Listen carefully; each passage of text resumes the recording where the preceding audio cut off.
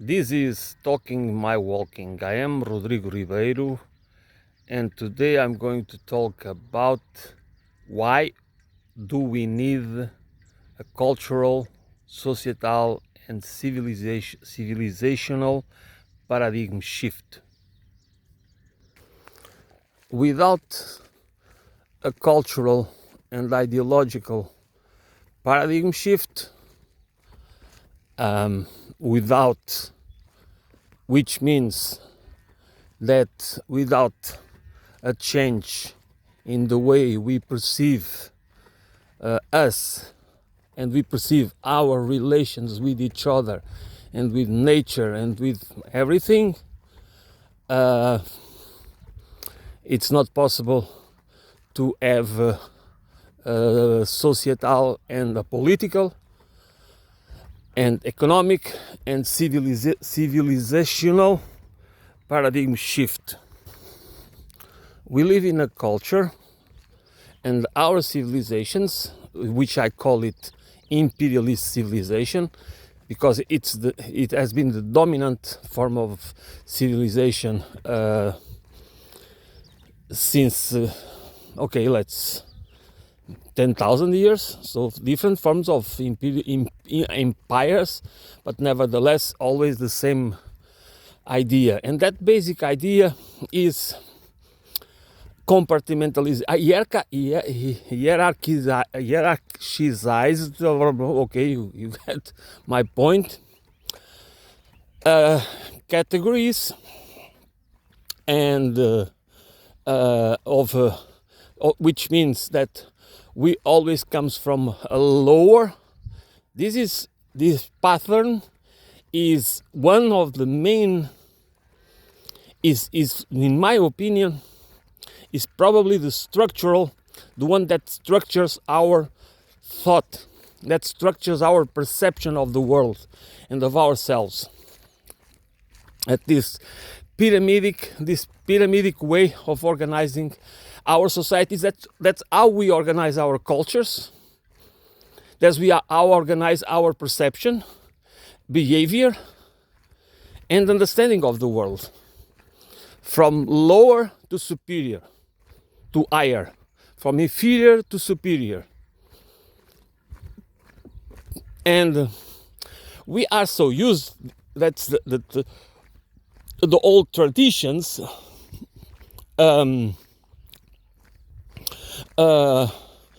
cultures, civilizations. It doesn't matter if it's Western civilization or Eastern civilizations. It doesn't matter. All these cultures are basically structured the same way. So there is this idea of the inferior kind of exists to serve the superior, because we have a food chain, for example. Okay, it seems that the existence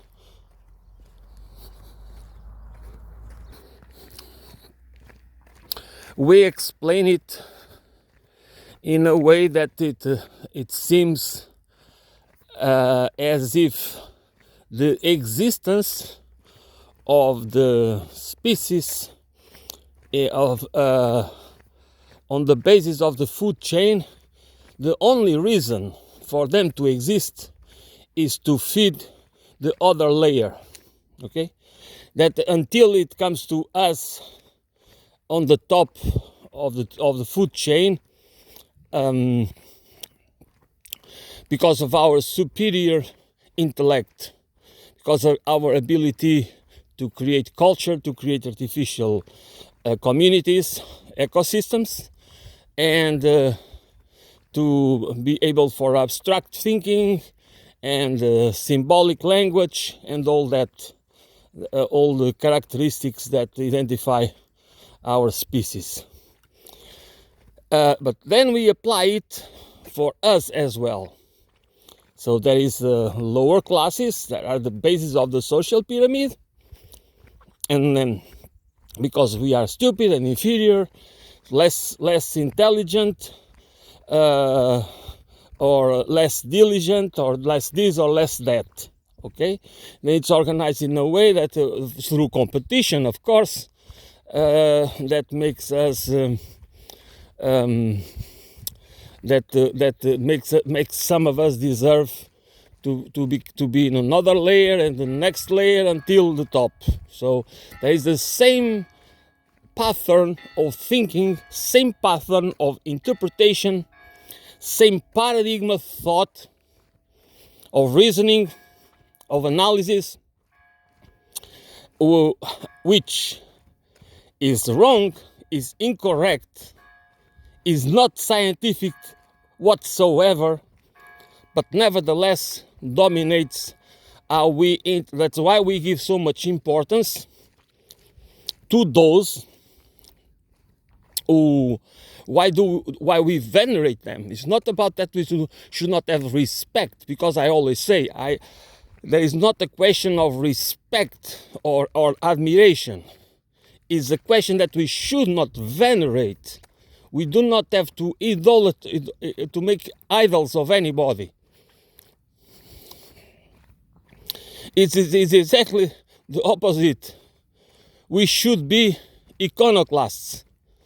No, there is no need for idols. There is no need for heroes. There is no need for authorities.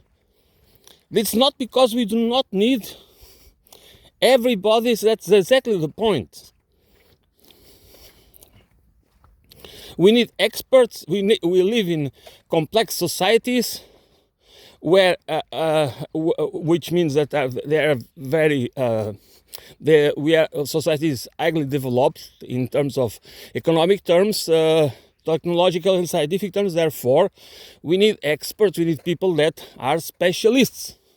Okay, in that sense, it makes sense that we have this division. We have this fragmentation. Okay, but only for the purpose of giving advice or performing tasks such as a surgeon or some technicians or engineers or whatever, that they know, they have that specialty, expertise,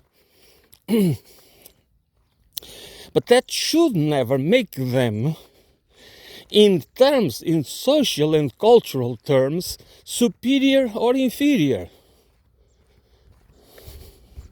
As in nature is the same. I do not believe, honestly, I don't know how life, I believe to a certain extent in the theory of evolution. I would not define, I think it's not about creationism, doesn't make much sense, but nevertheless I'm open, because I think there is the need to be open for further or better or more comprehensive understanding about the origins of life. Nevertheless, the purpose of life was not to feed the next layer. If it was about evolution, as we can understand, the next layer evolved, that there was an evolution. So, and since the species we live in a finite planet, therefore the species, they need to feed each other, and I don't know, that's how it seems to be like that. So the trees or the grass is not inferior, in my perspective, than the animals that need it to survive, that it to survive. What we need to take into account is the paradigms that are developed over time.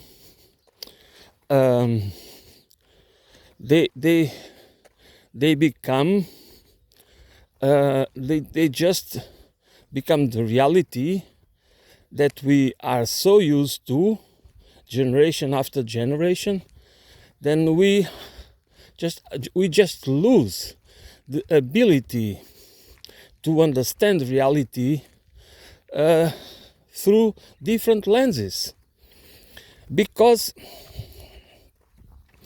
it's not about spontaneous knowledge. It's about using the tools, the intellectual or cognitive tools that are provided to us by the dominant culture that is established, that is established, and the paradigm is the same.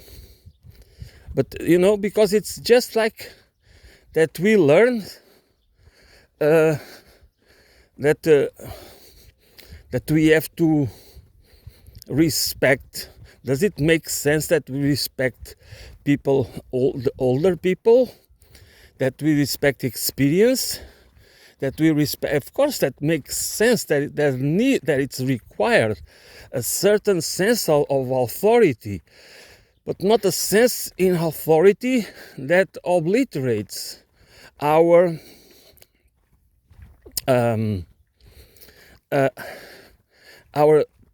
ability to judge, for judgment. Then because we just get used to the existing patterns of understanding, of perceiving the world and perceiving ourselves, obviously, that we just adapt and cope with, instead of trying to think about it in a way that says, okay, but does this make sense? Does this affect the way we relate to each other? There is always ways. I mean, there have been changes, of course. The perception in ways that we perceive the world, we perceive people, we perceive nature. There have been changes, but that is still the dominant paradigm. Makes us believe in that there is always the notion of superiority and inferiority that is obviously authorized through by law and glorified with moral codes, like the meritocracy. It's not because meritocracy is real or not, or unreal. Meritocracy, merit exists, but meritocracy is just a form. It's just a story to justify differences between us that do not really make sense. But nevertheless, we believe them and we take them as granted or for granted. Ideological, cultural, conceptual, cultural, behavioral manipulation is just it just proves that there is the need to use deception, to use propaganda in order to instrumentalize people, in order to make us believe what otherwise would be unbelievable. And that is always part of a game of power. And the power I mean, there is probably we can always have conflicts. There is always the possibility of having conflicts between us. In the competition for power. But what kind of power? Usually we can argue about things. You are right, you are wrong. I want to do this like this, but you want to do it like that, and blah blah blah. So these kind of conflicts or arguments are normal. But to have power over others, to legitimize, to have power and control other people's lives, we need other manipulation. We need usually manipulation, psychological manipulation, emotional, and other forms of manipulation, and of course violence, coercion, which means that we must exploit. We need to exploit fear or induce fear in order to make others obey.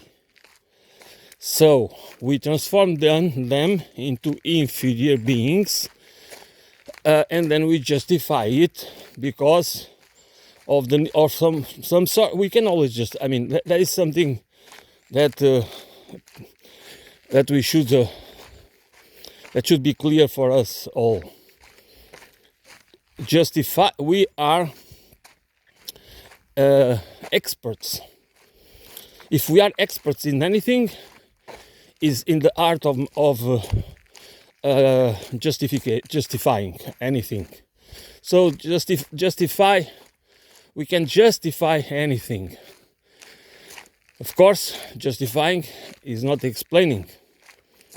Explaining is justifying is again part of a form of narrative where the truth and justice doesn't matter. What matters is to manipulate the perception and to try to convince others that there was a moral element, or there was a legal, or there was some other whatever, or there was a cause or an objective that justifies the repression, that justifies the violence, that justifies whatever it is. So this is, to me, we cannot go back to a clean slate, which means that we need to understand the reality where we live, the built reality, and also the natural reality.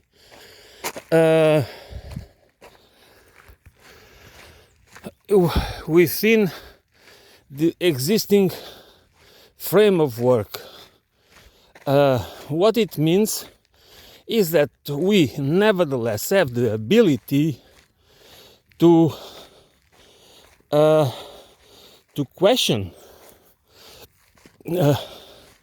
That's the beauty of our condition, that we can be manipulated, that's for sure, and we are manipulated.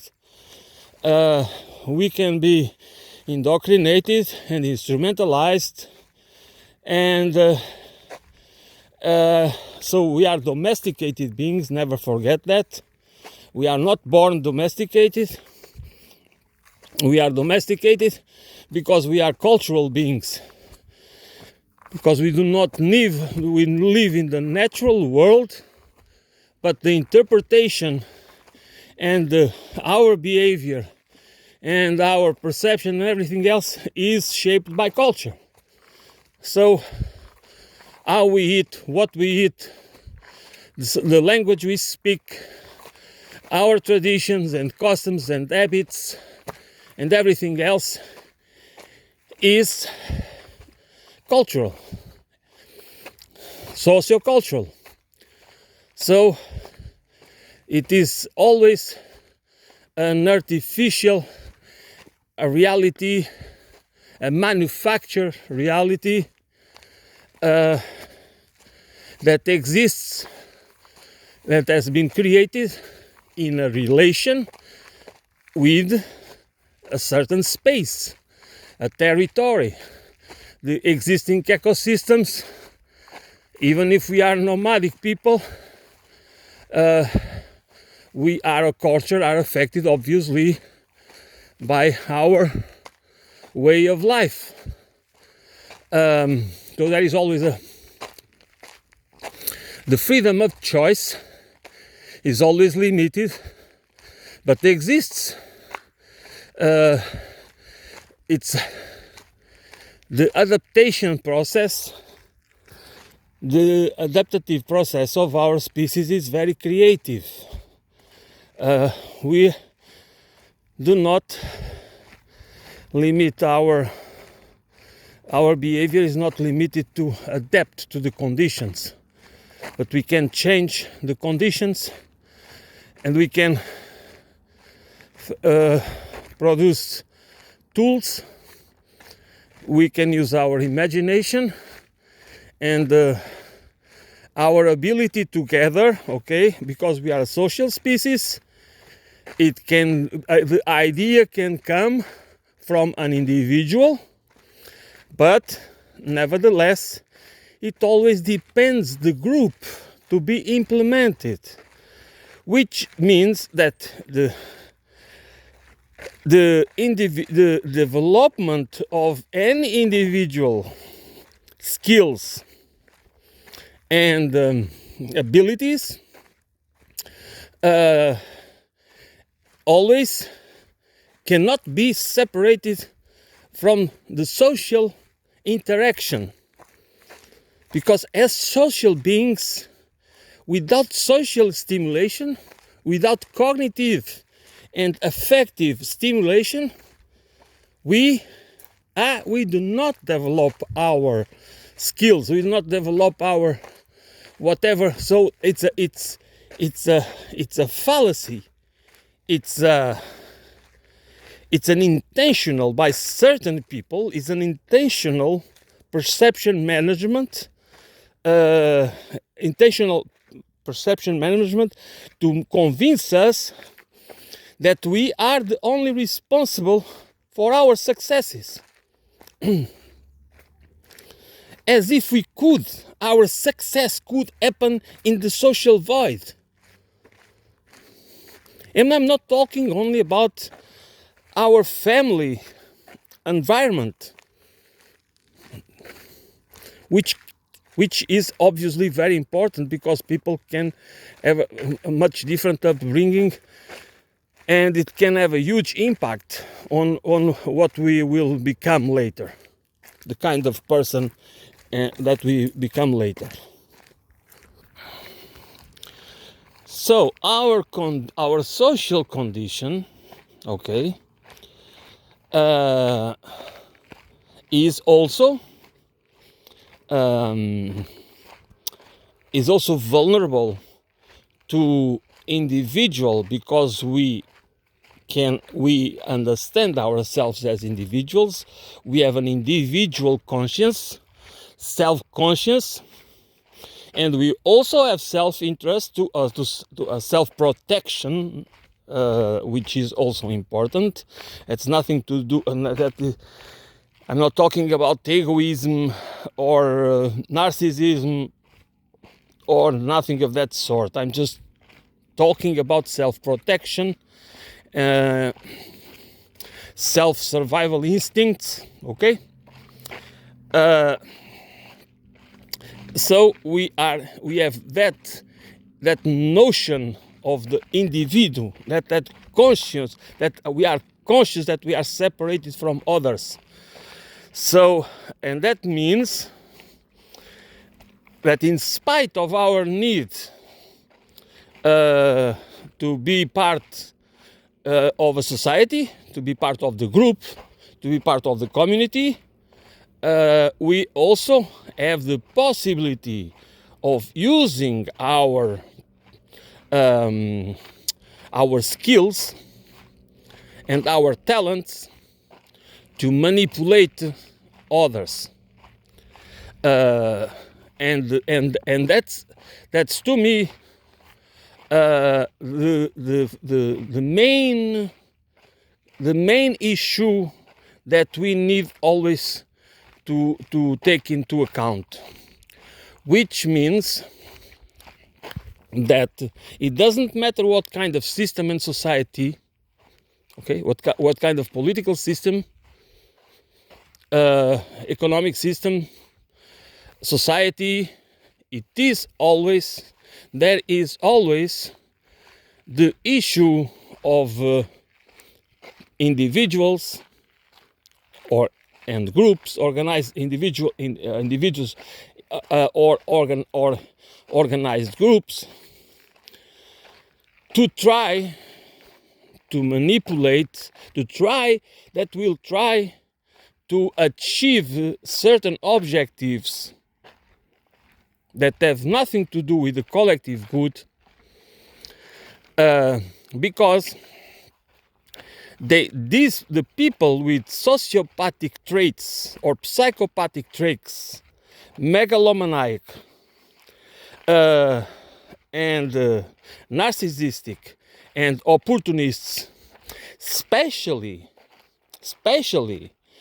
in societies that are organized around the pursuit and maximization of profit, private property primacy, wealth accumulation, unlimited wealth accumulation, control and power. Those there is the vulnerability that there is the collective vulnerability that they always use division. They use law to protect themselves, okay? They use moral codes, narratives to glorify themselves, and they manipulate us into obedience, to blind faith on them, on their authority, on their wisdom, which is not, it doesn't exist. It is the collective. The wisdom is a collective good.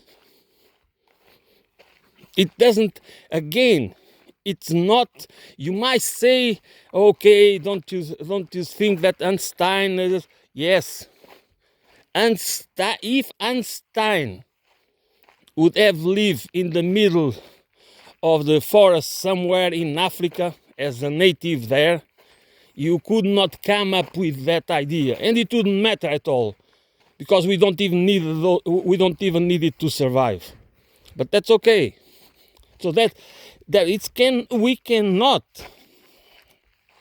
buy into the idea that people alone by themselves, that in spite they are very smart, they are genius, they have a genius mind, and they come up with ideas, or they discover laws, or they create new forms of art, or come with whatever kind of ingenious idea or system or theory or whatever they come up with. We cannot never think that it can happen in the absence of society, in the absence of the collective knowledge, in the absence of the social experience. Because that's a lie. That is a lie. It is not because I do not understand, that's because I do not understand the relevance of our will, of the differences of the individual idiosyncrasies.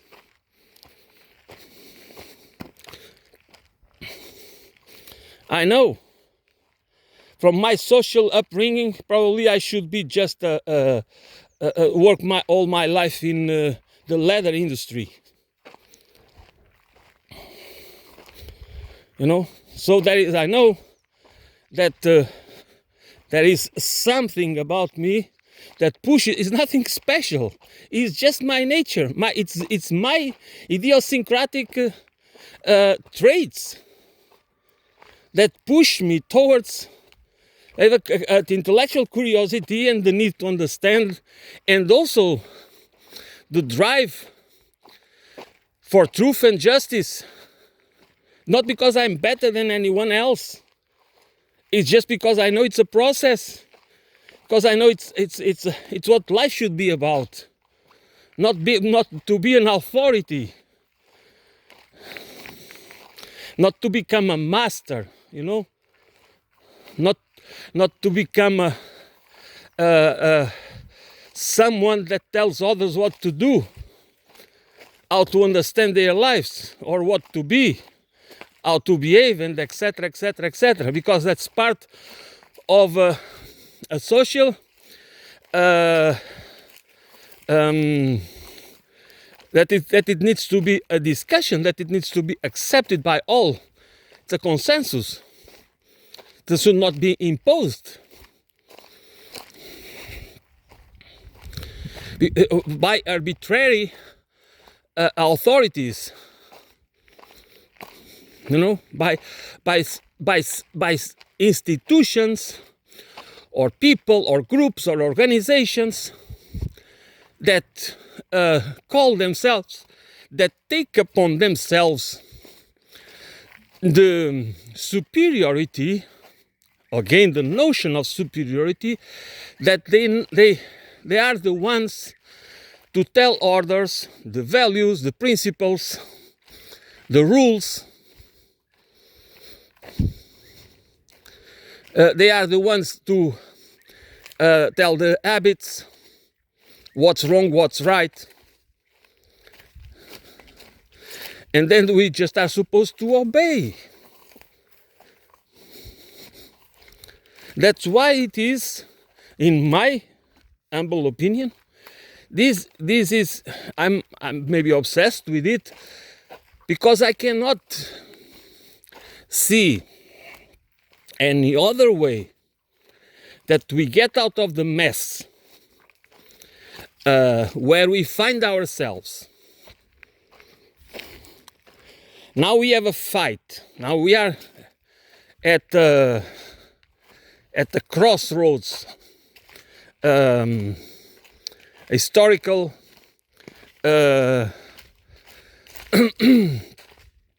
inflection point, where the old imperialist model, civilizational paradigm, controlled by Western powers, okay,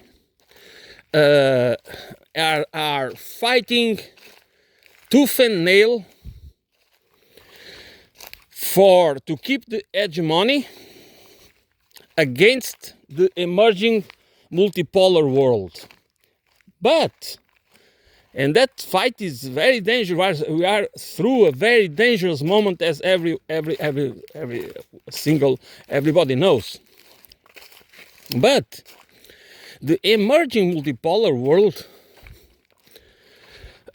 where Russia and China and even Iran and other countries are playing, and others, of course, Brazil and India and many others, many of the so-called BRICS plus,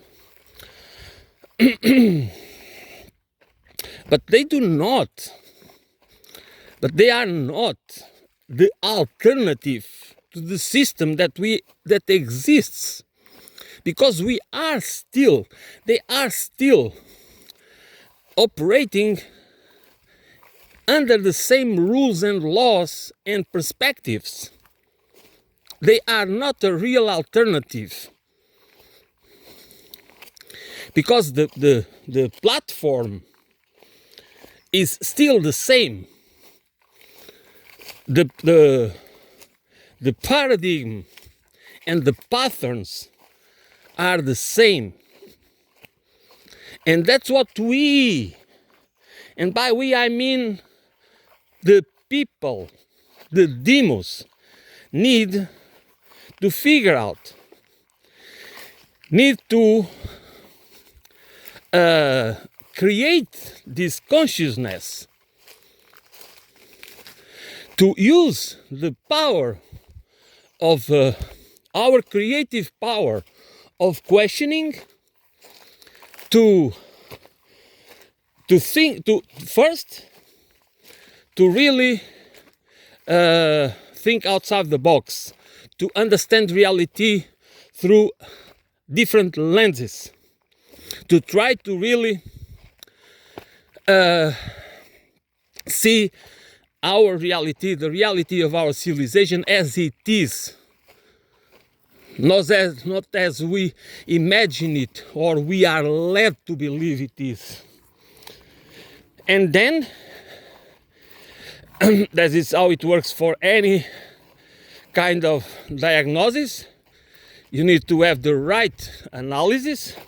You need to get the analysis right in order to get a diagnosis that is as accurate as possible. And then you need to think about the solutions. And that's where we are now. We need, all across the globe, grassroots movements. I'm not talking again, there is the reason I focus a lot in authorities and experts, in the gurus and all that, it's because this paradigm is also wrong. There's nothing wrong with learning and admiring and respecting people, individuals, authors, philosophers, scientists, politicians, whoever it is. There's nothing wrong with that. But never transform them. I mean, stop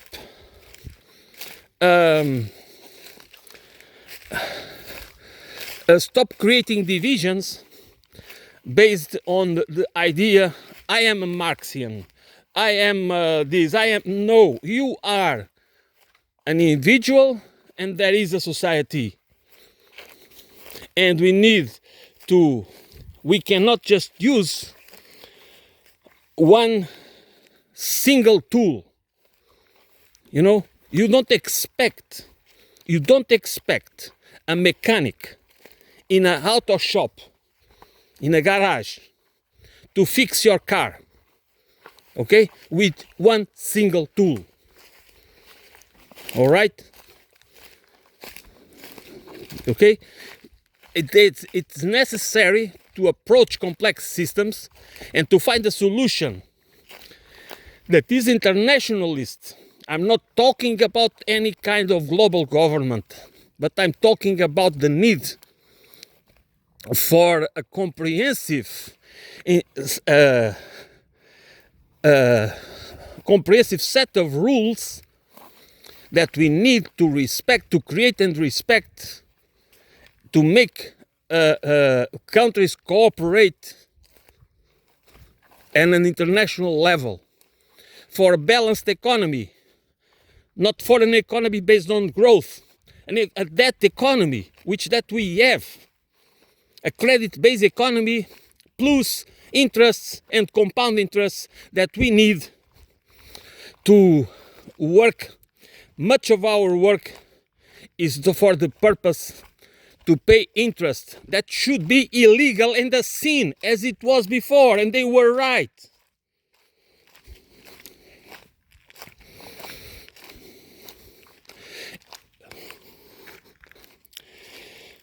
And we do need to question these dogmas, because we live in a dogmatic world. It's not about truth and justice.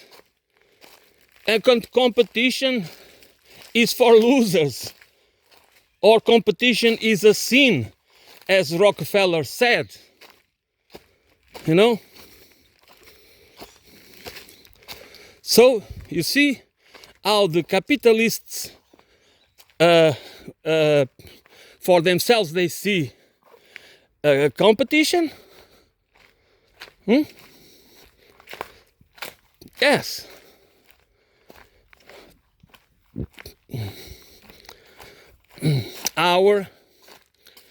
We can have, that's why we need to question our certainties about the way we perceive the world. Started with the idea that we inferior and superior, you know, which is for me basic. If you already feel superior, you should question it. But if you feel inferior, you should also question it. Why? Why do I feel like that? Where did I get? Okay, I went to school. I'm a pretty smart person.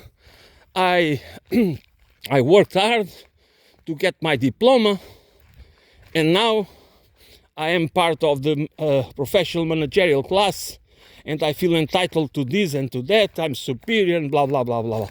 No, you are delusional. The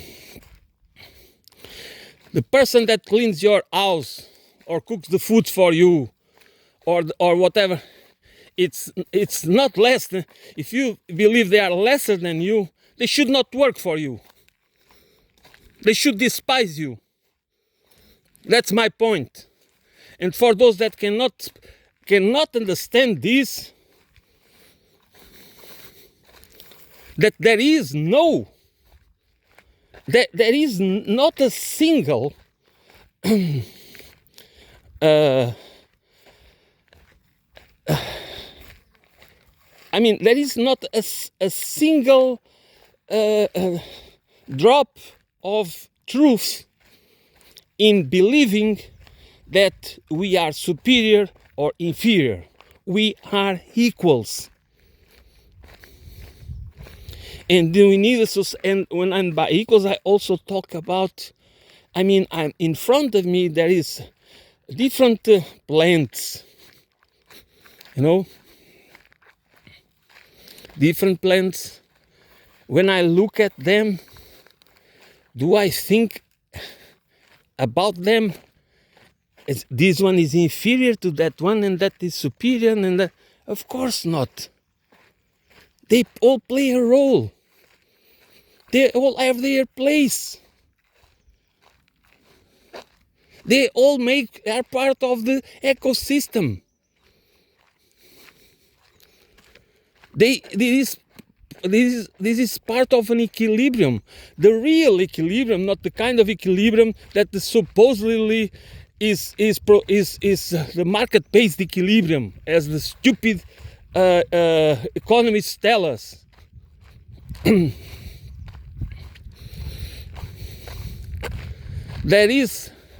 It's a process through which everybody is participating. It's like society. Society is not a static thing. That we believe that it is a process. That's why we need to take care of it. We need to be to understand that there are people that can interfere with this process and hijack it and transform it into to fit their interests. And that is happening all the time. And then they will create these narratives to blame the victims. You know, that is fantastic. They tell you that you are inferior, that you are a loser, that you deserve what you get.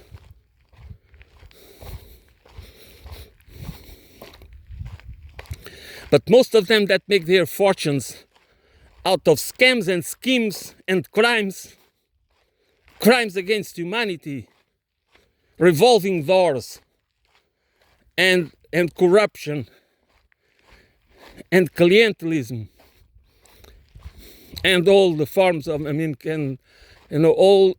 that what we have, that is exactly based on the idea that they have the authority, they can lie, they can commit crimes, and they can get away with it.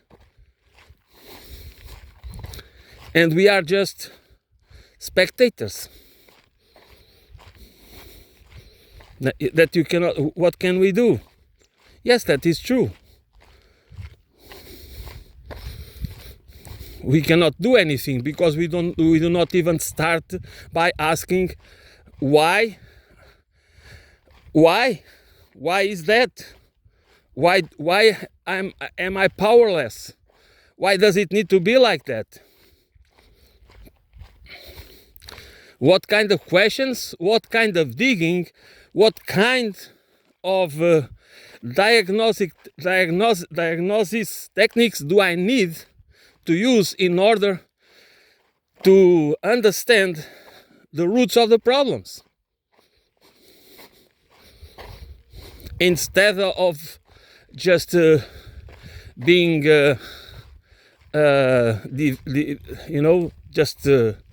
being part of a club, or calling myself this or that. You should not call yourself that you are. You can say that we should, and it's right that we say that we are influenced by this or by that, or by this person, by that theory, by that school of thought, or by that whatever it is. That is sure that we are all influenced, but we should never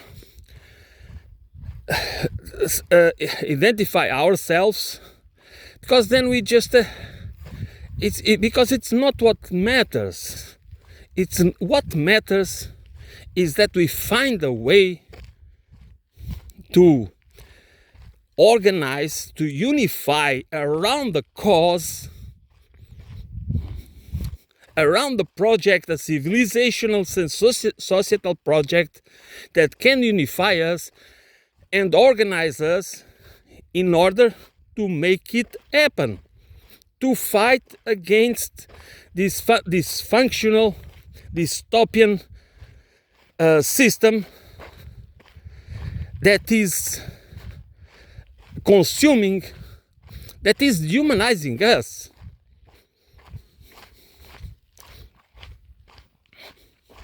And imbecilizing. We are more imbeciles. And again, the artificial intelligence, all this,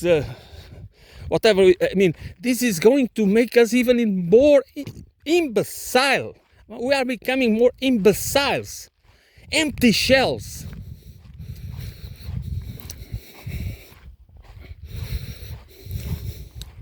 And then we will be transhumanized, because that's what exactly we need.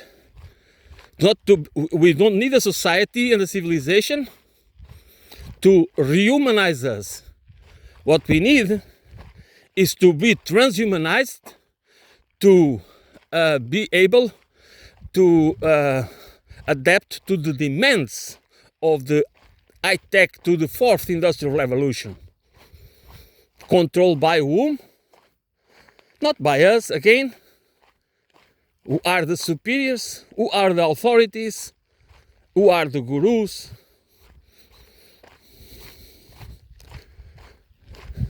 you know. So for us, it's we need a revolution, but that's a revolution of the mind. That's always the problem. We cannot depend on authorities. We cannot. That's why the revolutions never work.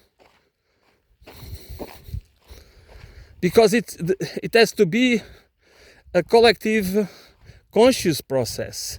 It has to be a cultural revolution in the sense that we need to understand why the dominant culture needs to go, and which culture needs to replace it. But if we always depend on authorities, on experts, to leaders to lead us, and we do not see that we need to be part of the process by being conscious of what's going on, not just by following out of our grievances, that we do not understand that our agency needs to, that is required. The real agency requires a process of ourselves having a comprehensive understanding. We don't need all the technical details or all the philosophical, but we need to have an understanding of it. We need to have a stand, because we need a participatory democracy. We don't need inferior. We won't change anything if we keep an order that is based on vertical hierarchy, assuming the same principles, the same patterns and paradigms from inferior to superior. That to me is clear. If that doesn't become part of a new culture where the understanding of the human condition, it's required to be as equals, we do not understand that it's not about human rights. Of course, there is the relevance of human rights. It's about that we need a philosophy of life. We need a political and economic system that is based on a different mentality, a different vision of the human condition. By the way, is nothing revolutionary, because that's how we used to live before we allowed the worst among us to control the rest of us and to create the political, legal, and moral codes to manipulate our perception, our behavior, our will, to transform us in obedient servants by conviction or by force. So this is what I think that is all for today. Thanks for listening. I will be back soon.